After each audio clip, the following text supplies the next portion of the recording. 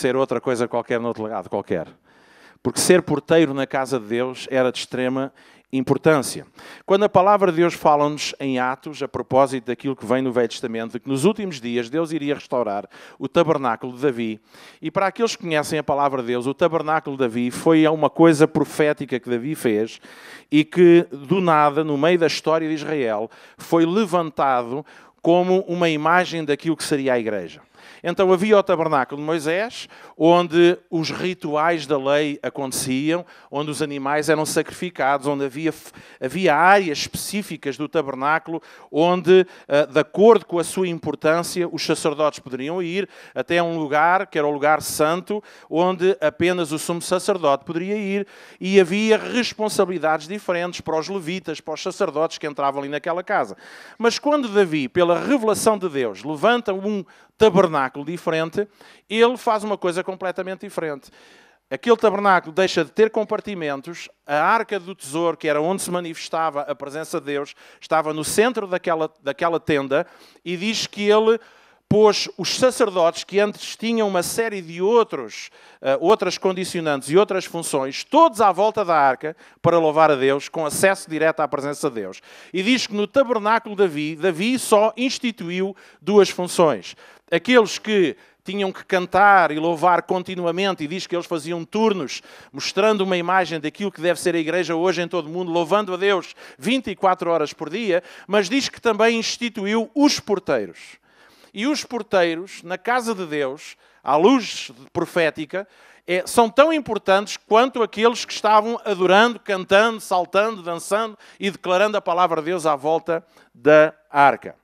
E quando nós estamos a falar acerca de porteiros, eu não vou falar hoje acerca de quão importante é o trabalho que os nossos irmãos que estão lá à porta estão a fazer. Eu estou a falar do facto de que nós hoje, enquanto igreja, nós somos os porteiros de Deus. Nós somos aqueles que cantam, aqueles que louvam, aqueles que adoram, aqueles que ministram através de sacrifícios espirituais, mas também somos aqueles que abrimos e fechamos portas no reino dos céus para que tenhamos acesso às coisas divinas e, por sua vez, também possamos fechar as portas que são portas do inferno. E em Mateus, no capítulo 16, e eu vou tentar acelerar porque eu vou ser muito simples, eu não quero aprofundar muito sobre isto, mas relembrar hoje, meus irmãos, que nós temos um ministério extremamente importante na igreja, que é o facto de sermos porteiros. Diga comigo, eu sou porteiro. E para aqueles que acham que ser porteiro não é importante, eu quero dizer que é tão importante como aqueles que cantam, saltam, dançam e ministram através da música na presença de Deus. Em determinada altura, Jesus está com os seus discípulos e Jesus pergunta-lhes: quem dizem as pessoas que eu sou? E lá em capítulo 16, versículo 15 a 16, nós encontramos que eles disseram, bem, uns dizem que tu és Elias, tu és aquele, tu és o outro. E depois Jesus faz-lhes esta pergunta. Mas vós, perguntou-lhe Jesus, quem dizeis que eu sou? Respondeu-lhe Simão Pedro, tu és o Cristo, o Filho do Deus vivo. Disse-lhe Jesus, bem-aventurado és tu, Simão Barjonas, porque não foi a carne, nem o sangue que te revelou, não foi capacidade humana que te trouxe esta percepção, mas foi o meu Pai que está nos céus. Ora, eu te digo então que tu és Pedro, ou seja, és um calhau, basicamente, que ele estava a dizer. E sobre esta pedra, não Pedro, mas a pedra da revelação, tu és o Cristo, o Filho de Deus vivo, eu vou edificar a minha igreja. E as portas do inferno não vão prevalecer perante a igreja. E porquê é que não vão prevalecer perante a igreja? Porque a igreja vai lá, pega naqueles que são os mais pesadões e vamos arrombar todas as portas que estiverem à nossa frente. Hein? Isto não vai lá a bem, vai a mal. Não vai ao pontapé, vai à cacetada, mas nós vamos arrebentar com as portas todas. E às vezes a igreja acha que somos assim. Nós somos chamados, tipo os SWAT, não é? A polícia de operações especiais, e vamos arrombar as portas por aí fora. Mas sabe, se nós entendemos que não é por força nem por violência, compreendemos também que Deus, quando diz que vai haver portas no inferno que se vão apresentar diante de nós, mas também há portas celestiais que se vão apresentar diante de nós, elas não são para ser arrombadas ao pontapé, elas são para ser abertas com as chaves certas. E logo a seguir, Jesus está a dizer isso, ele está a dizer, as portas do inferno não vão prevalecer contra ela, porque eu vou-te dar o meu porta-chaves. Eu vou-te dar as chaves do reino dos céus, e por isso tudo o que ligares será ligado, tudo o que ligares na terra será ligado nos céus, e tudo o que desligares na terra será desligado nos céus. Ou seja, as chaves do reino dos céus que eu te dou, eu vou-te dar a minha chave. Eu vou-te dar o meu porta-chaves. E para cada porta vai haver uma chave específica.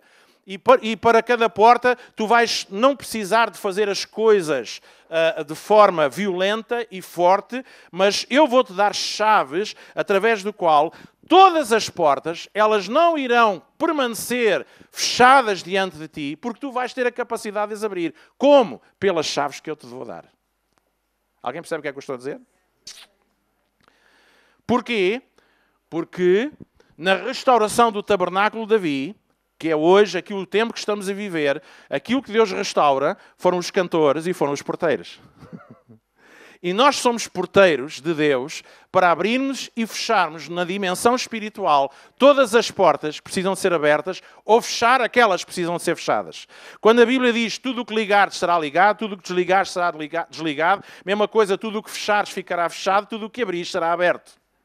E isso acontece tanto no plano das trevas como no plano das luzes. Então, ou da luz. Então, porquê? Porque nós temos uma chave especial para cada porta.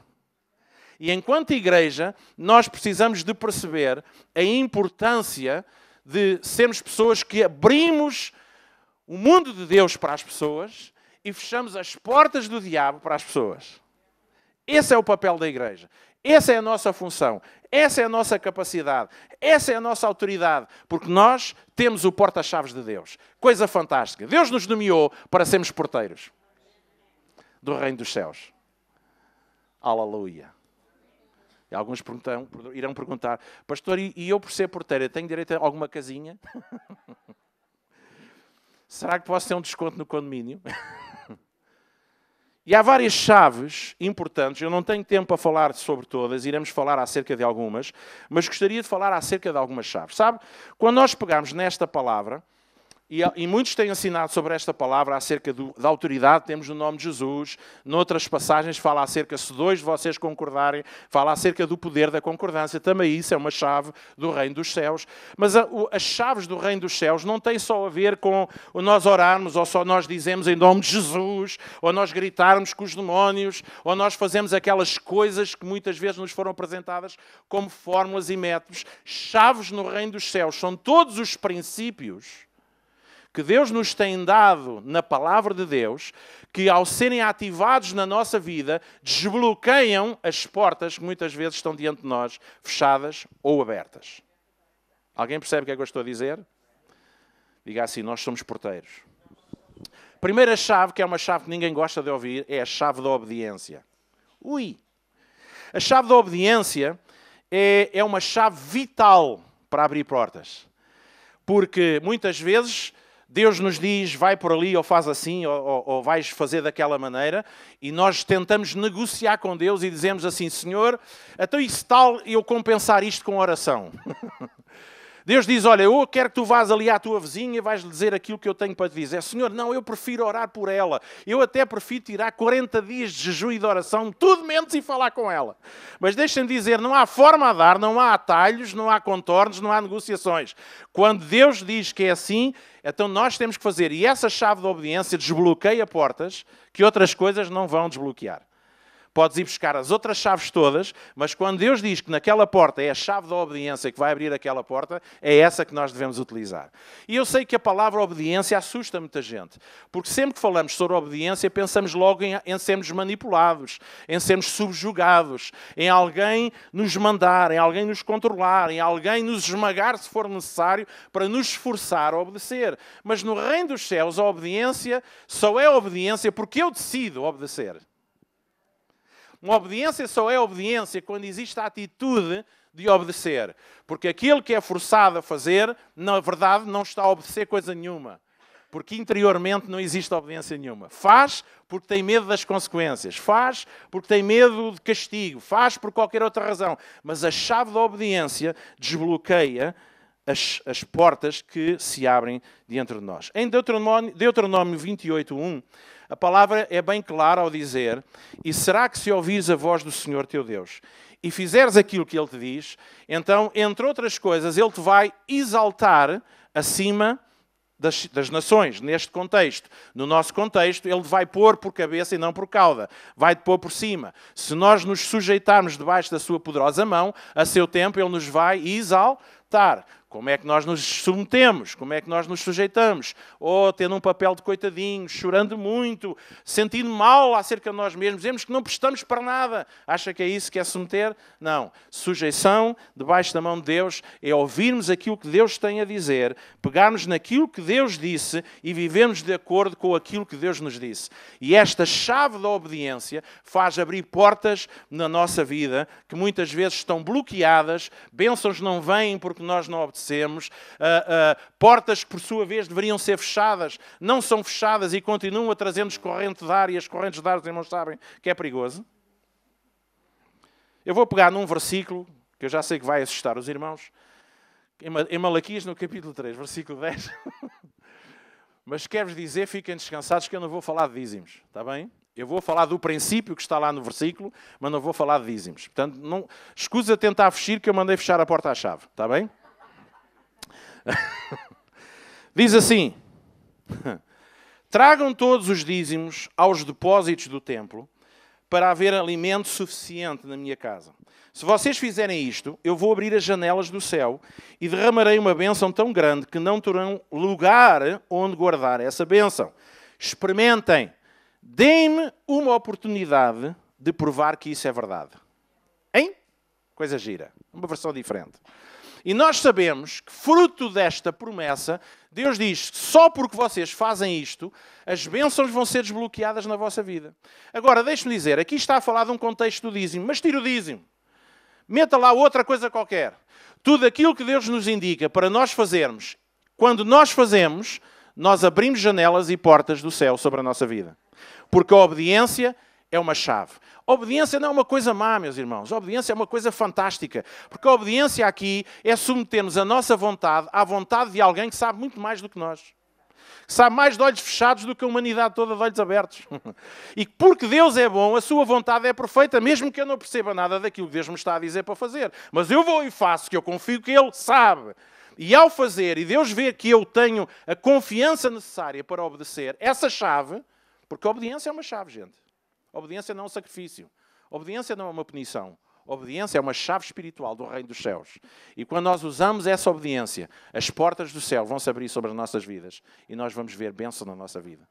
E às vezes há coisas que estão bloqueadas na nossa vida, coisas às quais nós queremos e insistimos e batalhamos. Sabe porquê? Porque teimamos em não usar a chave que Deus disse que nós devemos usar. E se eu for tentar aquela chave? E todos nós já fizemos isso. Eu houve uma altura, agora já nem tanto. Com tantas igrejas que tinha a pastorear, tinha chaves de todas as igrejas. Então eu andava com um chavão que até já andava com problemas na coluna por causa do porta-chaves tão grande que eu tinha. E às vezes já tinha chaves que eu não sabia do que é que era. Então quando ia a uma igreja, eu tinha que experimentar às vezes 10 chaves até chegar à chave certa. Mas às vezes nós fazemos isso porque não temos bem a noção do que é. Mas quando sabemos qual é a chave certa e insistimos a ver se com outras chaves a coisa funciona, a chave deixa de ser chave, porque passa a ser uma gazua. Porque estamos a tentar abrir uma fechadura com uma chave que existe, mas recusamos a usar aquela chave, porque é uma chave que a nós não nos interessa, é desagradável, aparentemente, para a nossa vida. Em João, no capítulo 15, versículo 7, Jesus disse esta coisa fantástica que todos nós conhecemos de cor e salteado, porque nós somos fantásticos em memorizar versículos. Um bocadinho mais gostoso é de pô-los em prática, mas isso, com a graça de Deus, havemos lá chegar. Jesus diz: se vocês permanecerem em mim e obedecerem às minhas ordens, podem fazer o pedido que quiserem e isso vos será concedido. Até me apetece espreguiçar agora, só para descontrair. O que é que isto quer dizer, gente? Quer dizer que, quando nós temos as suas palavras, ou seja, sabemos o que fazer, e fazemos aquilo que Ele diz para fazer, isso é a chave que nos vai dar o quê? A capacidade de abrirmos portas, como tudo aquilo que vocês pedirem, vos será concedido. Deixem-me fazer uma pergunta. Quantas vezes, ou quando é que foi a última vez que isso aconteceu na vossa vida? Pastor, eu farto-me de orar. Eu farto-me de orar. Eu oro muito. Eu já 100 e 100 dias já a orar. Fiz uma corrente de oração que eu já nem podia com o peso das correntes. E a gente ora, e a gente jejua, e a gente contorna as coisas para lá chegar.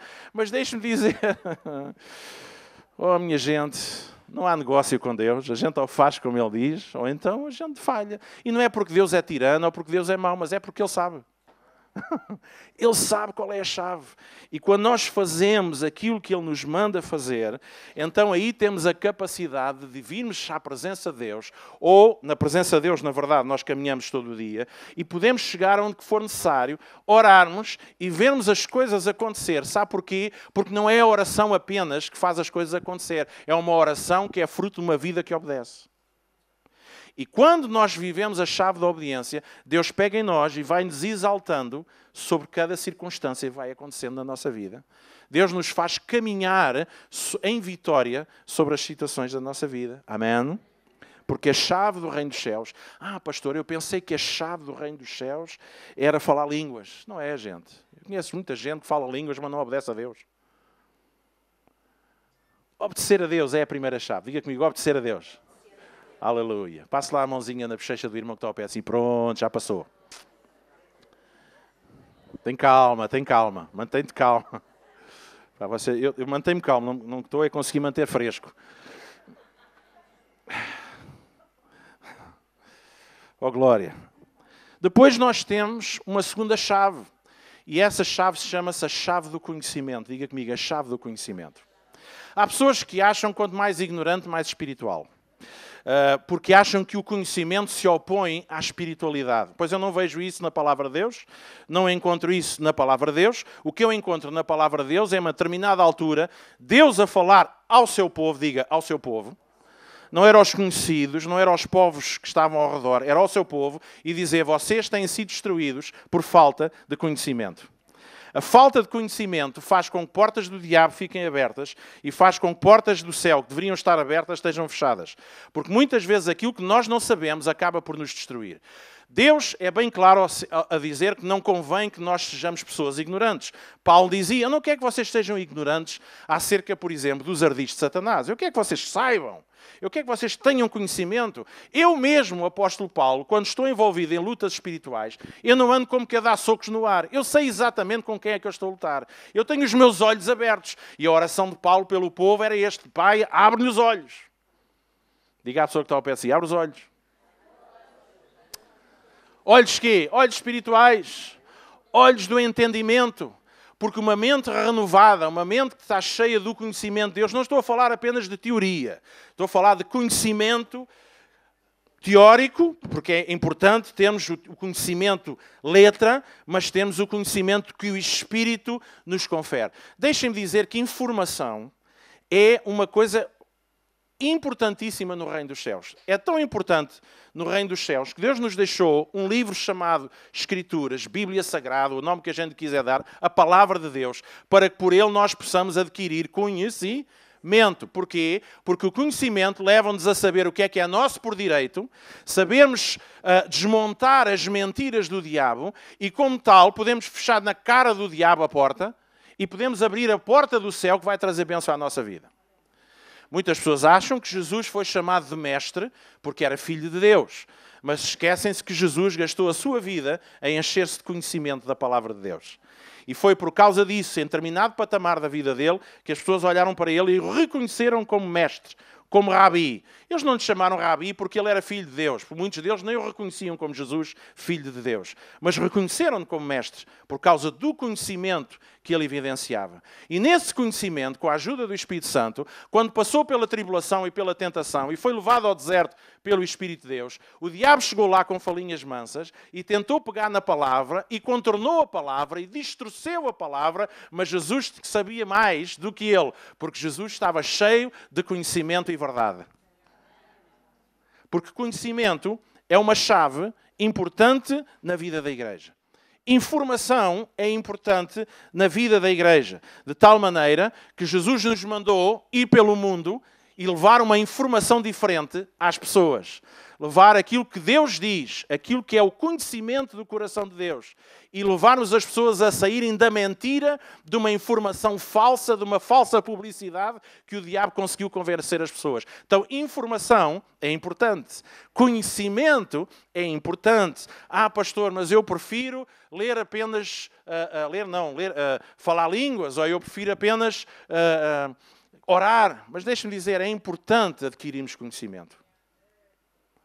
Não estou a falar apenas de tirarmos cursos bíblicos, mas temos um coração ensinável. Adquirirmos conhecimento, porque a chave do conhecimento abre-nos portas de bênção e fecham portas ao diabo. E aí, Deus não vai dizer, é o meu povo. Eu não estou a falar do outro, eu estou a falar, é o meu povo.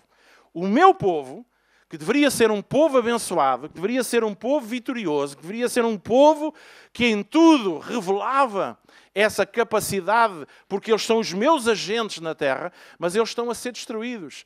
Por uma razão, eles têm falta de conhecimento. Eles estão a perder uma série de coisas. Então, se nós precisamos de usar a fé baseia-se no conhecimento que nós temos de Deus. Ora, sem fé é impossível agradar a Deus, porque aquele que se aproxima de Deus precisa de saber que Ele existe, que Ele é, e que Ele galardoa, que Ele recompensa quem o busca.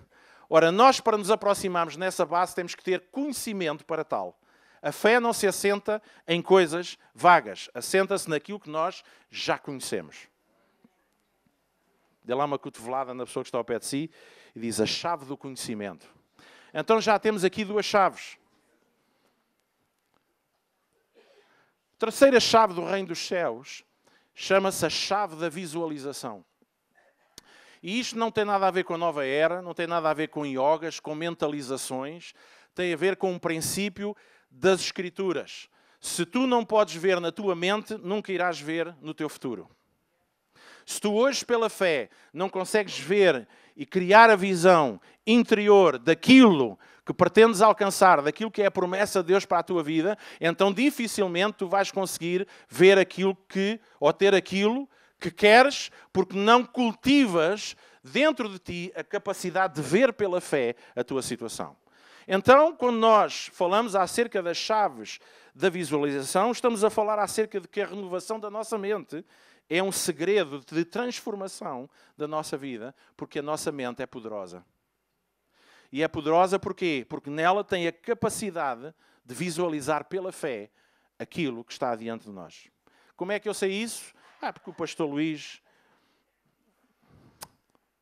bebe muito caipirão e isso dá-lhe assim volta ao miolo.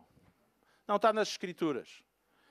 Já referi isso. Abraão foi-lhe dada uma promessa fantástica. Foi ou não foi? Foi ou não foi? Foi ou não foi? Pronto. É que à medida que eu vou perguntando, mais uma fila vai dizendo foi.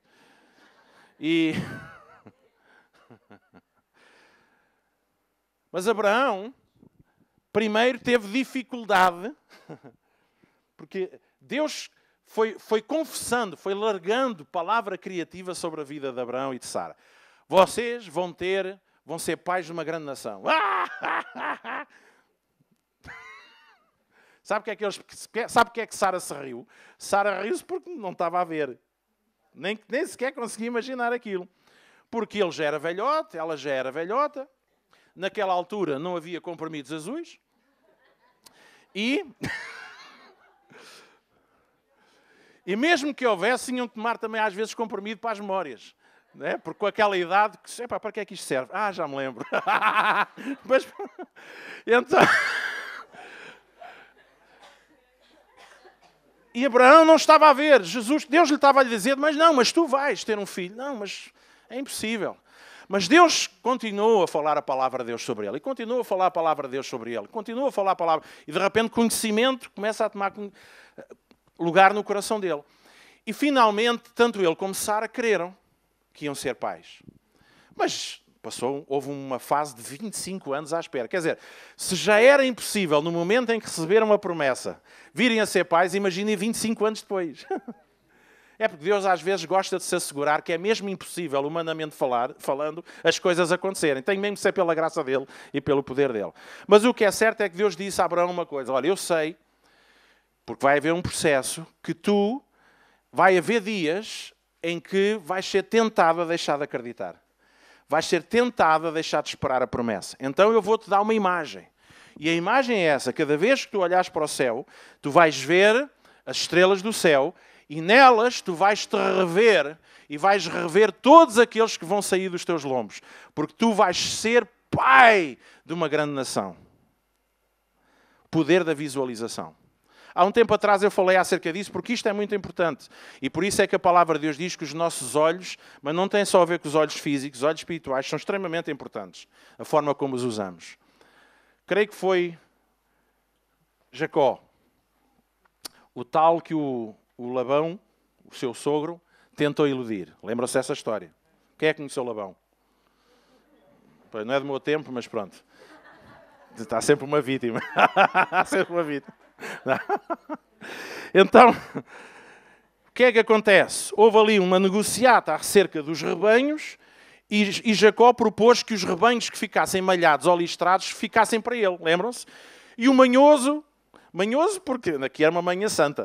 O que é que ele faz? Pega nos animaizinhos, leva-os para a frente dos canaviais, raspa os canaviais, mete aquilo às tiras e não sei o quê, e diz que os animais passaram os dias ali a pastar, a olhar para aquilo. E diz que não só olhavam para aquilo, como depois, não é? Porque tinham que gerar animaizinhos, diz que eles multiplicaram-se e todos os animais que começaram a nascer como malhados e listrados. Porquê? Porque o rebanho foi exposto a uma imagem diferente. E o próprio Jacó fez isso porque ele conseguiu visualizar dentro da sua alma o resultado daquilo que ele pretendia, porque essa foi o seu acordo. Agora vejam, alguém que estava a ser prejudicado, alguém que estava a ser deixado para trás, estava a ser manipulado, utilizou uma chave que eu acredito que foi-lhe dada por Deus, pelo Espírito de Deus, no seu coração. E Jacó terá pensado assim, bem, eu não vou prejudicar, eu não vou ser malandro, eu não vou trabalhar com balança enganosa, eu vou ser íntegro, vou ser honesto, mas eu vou ser sábio. Eu vou pôr as minhas ovelhas, ou os meus rebanho, a ver aquilo que eu preciso que elas venham a alcançar. E quando ele fez isso, diz a palavra de Deus que ele tornou-se possuidor de um grande rebanho. Sabe porquê? Porque o poder da visualização em nós é extremamente importante. Nós muitas vezes gastamos tempo demais a ver-nos a nós mesmos, não naquilo que nós desejamos, mas naquilo que o diabo diz que nós vamos ser e vamos ter. E enquanto nós não usarmos esta chave, se esta for a chave em determinada altura, nós não usarmos essa chave, nós não vamos ter essa porta aberta ou essa porta fechada. Jesus, ele mesmo visualizou a sua vitória. Como é que eu sei? Está nas Escrituras. Em Hebreus, no capítulo 12, versículo 2, a palavra de Deus nos exorta a fazer o seguinte: mantenham o vosso olhar firme em Jesus, nosso líder e orientador. Ele esteve pronto a padecer uma morte vergonhosa na cruz por causa da alegria que sabia que depois ia ter. E agora está sentado no lugar de honra ao lado do trono de Deus. Ou seja, Jesus vai a caminho da cruz, Jesus sabe o sofrimento que vai ter, mas na mente de Jesus, no seu íntimo, ele sabia que melhor do que a cruz ia ser a ressurreição. E que depois da ressurreição viria tempos de glória em que ele iria voltar a estar junto com o Pai e numa situação de exaltação e de glória. Jesus, ele foi para a cruz, mas dentro dele havia esta confiança, esta esperança, esta imagem dentro de si de que a alegria que viria depois de todo aquele sofrimento ia ser fantástica e maravilhosa. E isso aconteceu. Hoje ele está sentado à direita de Deus Pai, em glória, intercedendo por nós. Então, o poder ou a chave da visualização é extremamente importante. O que é que tu vês acerca da tua vida? O que é que tu vês acerca da vida dos teus filhos? O que é que tu vês acerca da vida dos teus jovens? O que é que tu vês acerca da vida desta nação? O que é que nós estamos a ver quando fechamos os nossos olhos? Que tipo de imagens povoam a nossa mente e o nosso coração quando nós estamos de defesas em baixo? Aquilo que nós vemos eventualmente, é uma chave do reino dos céus, tremenda para a nossa vida. E eu vou só falar de mais 2 chaves, apesar de ter aqui um chaveiro muito grande. Mas são chaves básicas, mas que nós nos esquecemos, porque nós não olhamos para isto como chaves, como princípios do reino dos céus. A 4ª chave é a chave do perdão. E aqui temos que estar sempre a trazer isto à memória. Mas deixem-me dizer, a chave do perdão é extremamente importante. Porque sem perdão não há portas abertas, pelo contrário. A não ser que sejam mesmo as do inimigo. Perdão, o que é que significa? Significa que eu não tomo sobre mim um direito que pertence a Deus. De fazer vingança, de ter retaliação, de fazer justiça, de defender a minha própria causa. Esse é um direito que pertence a Deus. E quando eu decido perdoar, eu decido, na verdade, render-me à autoridade do Senhor, ao cuidado do Senhor. Ele vai tratar dessa situação. Quando eu não perdoo, eu fico com o desejo, eu posso não o fazer, mas eu fico com o desejo de torcer o pescoço a alguém. E vocês sabem que isso normalmente dá falta de ar. Ou não fico? Eu até posso nem fazer. Eu posso não o comer vivo, mas falta de apetite não tenho. E só não o faço pela indigestão que isso me vai causar, não tanto pela falta de apetite. Apetite nós temos, mas quando nós perdoamos, o perdão é uma chave no reino dos céus. Se não houver perdão no nosso coração, não vale a pena. Já falámos acerca disso. A palavra de Deus diz, mas nós vimos ao culto louvar ao Senhor. Ok. E a gente vem e apresenta-se diante de Deus e oramos e louvamos e cantamos e choramos e dançamos o fandango e o vira e cantamos música reggae, country music e rock e passamos e música pimba também já agora, né? E o kizomba e o kuduro e o não sei o quê. Fazemos aquilo tudo. Fazemos a rota toda. E sabe, Deus não está nem aí. Nem Deus, nem o diabo. Sabe porquê? Porque na vida da pessoa existe um relacionamento que precisa ser restaurado. Há uma atitude que precisa ser trabalhada. E a palavra de Deus é bem clara ao dizer, olha, tu quando vens ao altar e vens oferecer uma oferta, se sabes que alguém tem alguma coisa contra ti, deixa aí, vai primeiro reconciliar-te, vai primeiro resolver os problemas e depois então vem para adorar. O que significa que quando não há perdão na nossa vida, a nossa vida espiritual fica totalmente bloqueada. As portas, elas ficam fechadas. Mas eu vou orar mais um bocadinho. A gente pode orar e não tem mal nenhum. Orar nunca faz mal a ninguém. E podemos chorar. E podemos, enfim, clamar diante de Deus. Mas até ao momento... Eu vou dar um exemplo. Há uns anos atrás, um processo que tive na minha vida, eu fiquei muito magoado com muitas coisas e muita gente... E houve uma altura que já estava magoado com o mundo e arredores.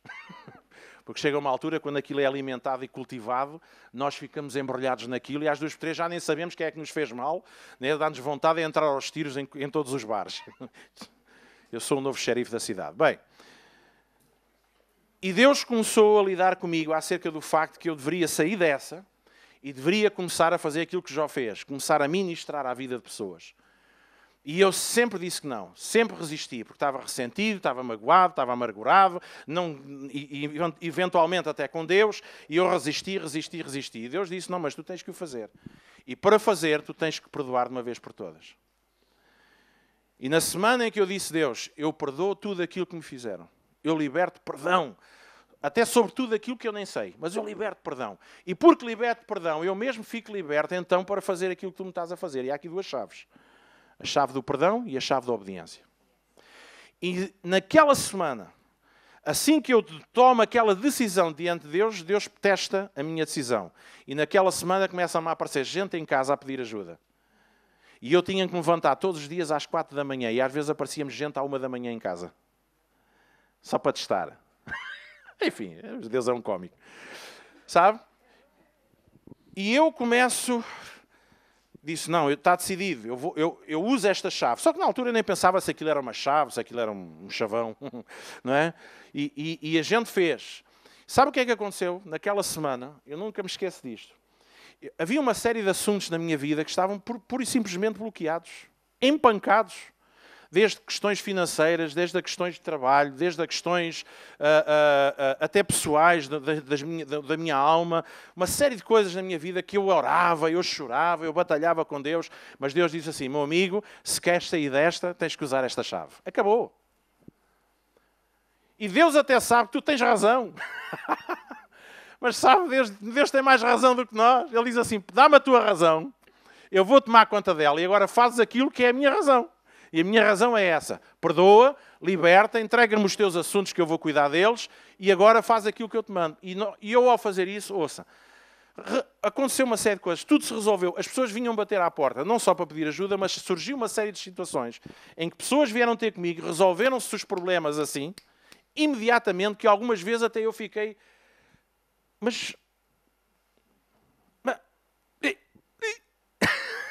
E Deus estava lá. Eu não vou dizer o quê. Mas quanto, pastor? Mas não vou dizer. Situações foram desbloqueadas numa semana. 3 ou 4 situações foram desbloqueadas quando eu andava há quase 5 anos, 4 anos, para ver aquilo resolvido. Mas a gente ora, pastor. A gente jejua. A gente faz vigílias. Nós vamos para a floresta e oramos. E dançamos. E se for preciso, a gente sacrifica animais. E a gente faz tudo o que for preciso. Eu vou cantar mais corinhos, Senhor. Eu prometo, no próximo domingo, eu vou levar as socas e vou dançar lá para a frente. E a gente joga e tal. Mas deixa-me dizer, ou pegas na chave que Deus te diz que é para usares, ou então não, a coisa não funciona. E a chave do perdão é extremamente importante. E se nós percebêssemos o perdão nesta perspectiva, nós íamos perceber que a chave do reino dos céus chama-se perdão. É uma chave. Com ela tu abres portas, com ela tu fechas portas e quando tu pegas nesta chave, Deus desbloqueia aquilo que está bloqueado na tua vida. Posso ouvir um amém? E nesta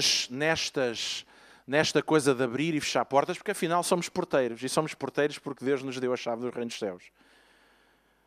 Há tanta coisa que nós poderíamos apresentar diante de cada um de vocês como chave. Mas hoje não temos tempo para tudo. E por fim quero terminar aqui com a chave da persistência. Esta é uma chave daquelas mais pesadas, daquelas mais desconfortáveis. Parece aquelas chaves de castelos. Mas a persistência é uma chave no reino dos céus. Diga comigo, persistência.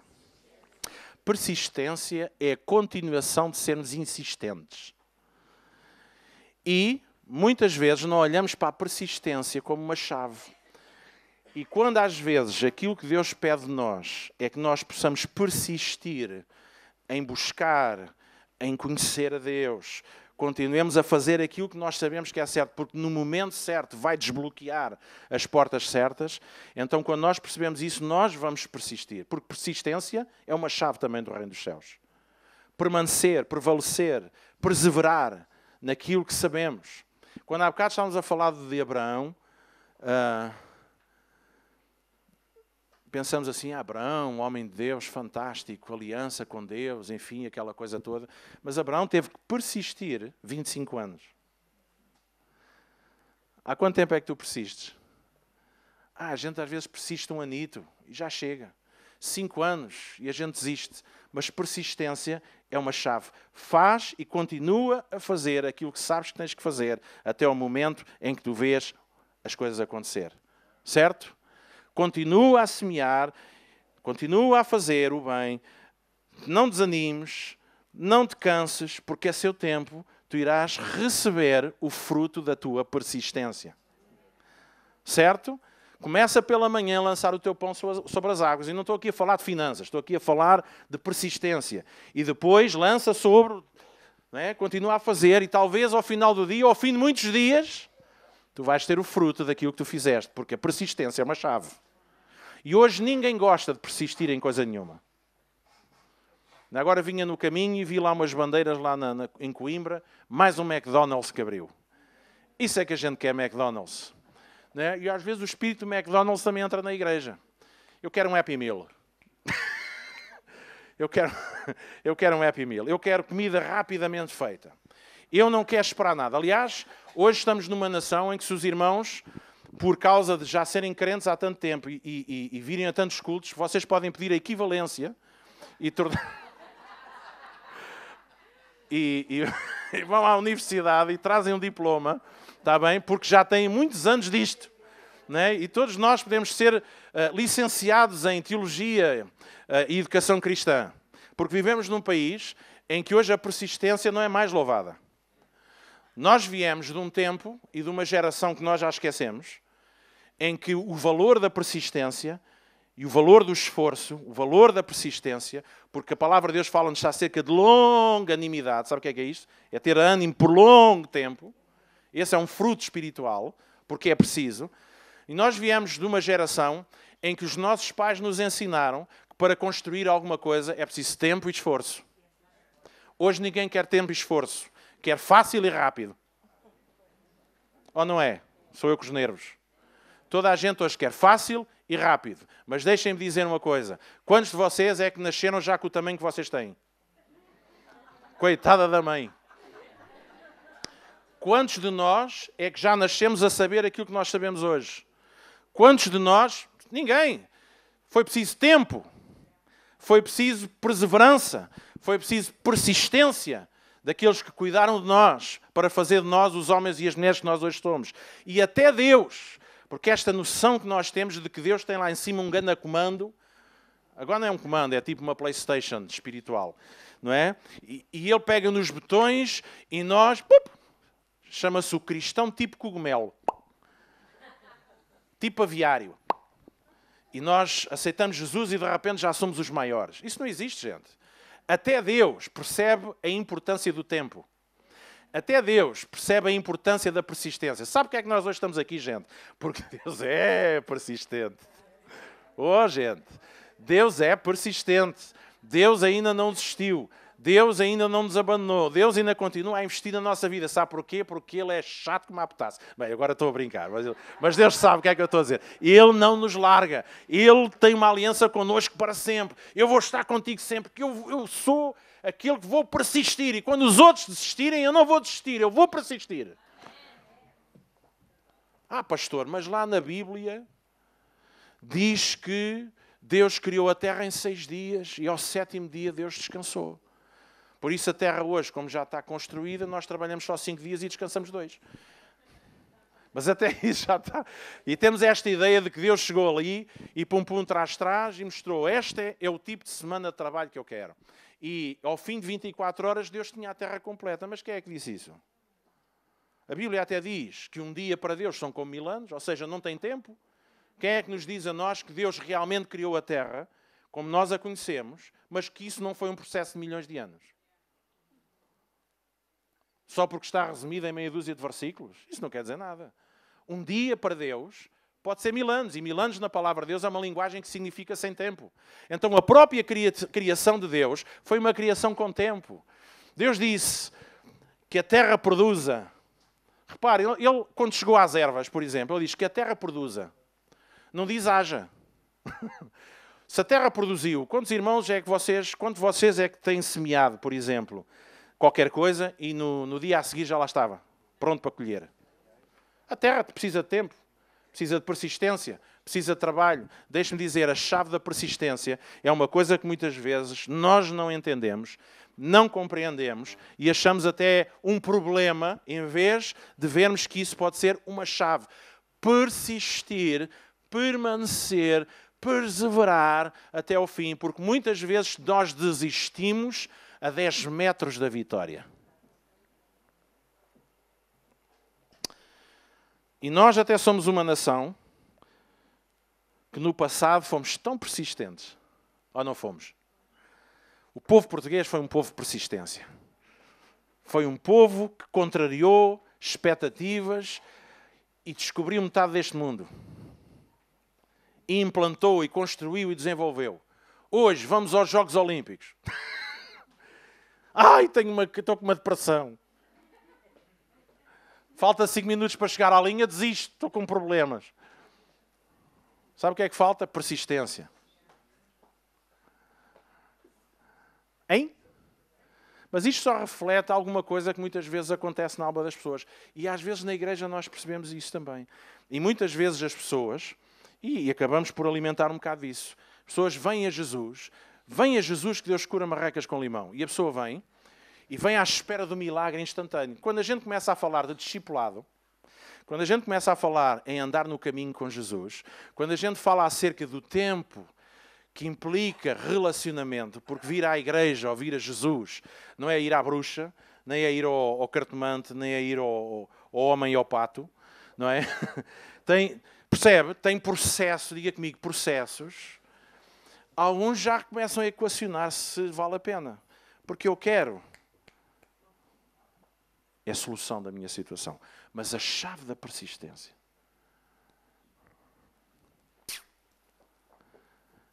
Aqui a Miriam chegou ali à universidade e disse assim, quanto é que é preciso para tirar o curso? É X. Então está aqui. E eles deram-lhe o curso. Foi? Foi ou não foi? A gente chegou ali à loja e disse, olha, eu quero uma família, se faz favor. Quero grande, XL, XXL. Não pode ser um XXL que é para ficar de acordo com... E a gente compra uma família já feita. Era tão bom se fosse assim, não era? Não era nada. Eu acho que não era. Perdia o interesse todo. Porque a chave da persistência. Irmão, se estás a persistir, continua. Se não estás, fica sabendo que nós nunca devemos parar de persistir. O apóstolo Paulo dizia, orai sem cessar. Epá, isso dá muito trabalho.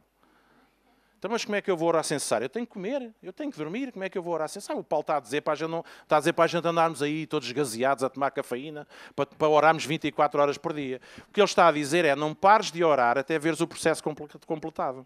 Começaste a orar por um objetivo, então continua a orar por esse objetivo, todos os dias, até o momento em que vês a resposta a acontecer. E é isso que Paulo está a querer dizer. E isso implica o quê? Persistência. Eu já oro há 3 meses, já não vou orar mais, já estou cansado. Falta de persistência.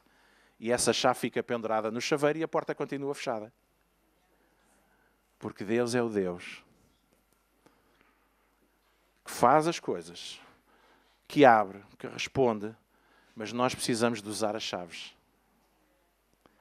E muitas vezes nós, como cristãos, somos como aquela pessoa que lhe saiu um carro num concurso, ou foi-lhe oferecido, mas não usa as chaves. Está tão viciado a dar a volta ao sistema que tenta arrombar o carro para entrar lá dentro. E depois, mesmo tendo a chave, tenta fazer uma ligação direta. Mas está aí a chave. Não, mas é assim, estou habituado assim é que vai ser. Não funciona, gente. Ou usas a chave ou não usas. Amém? Alguém percebeu o que é que eu estou a dizer? E, sobretudo, e para aqueles que ainda nem sequer estão no reino dos céus, existe a chave principal que se chama crer em Jesus Cristo. Crer em Jesus Cristo. E Jesus é a chave mestra para todas as outras. Mas depois temos uma série de chaves. Eu fico tão contente quando eu posso perceber que o reino de Deus é tão simples. É tão simples. Nós complicamos. Eu também sou simples. Eu não vou tentar ser aquilo que não sou. Mas Jesus disse que nós temos que ser simples também como as pombas, sermos meninos no entendimento para apercebermos as coisas. Então, o reino de Deus é uma coisa simples, gente.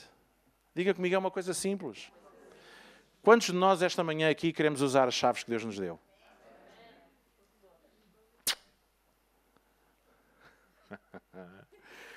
Pastor, eu não sei onde é que pus as minhas chaves. Há lá na Lausanne uma loja que se chama o Bota-Chave. E o bota-chave, porque aquilo é ou abres com a chave ou levas uma pesada.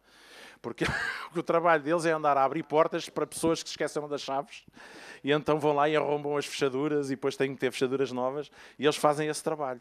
E às vezes eu sinto-me também como o bota-chave.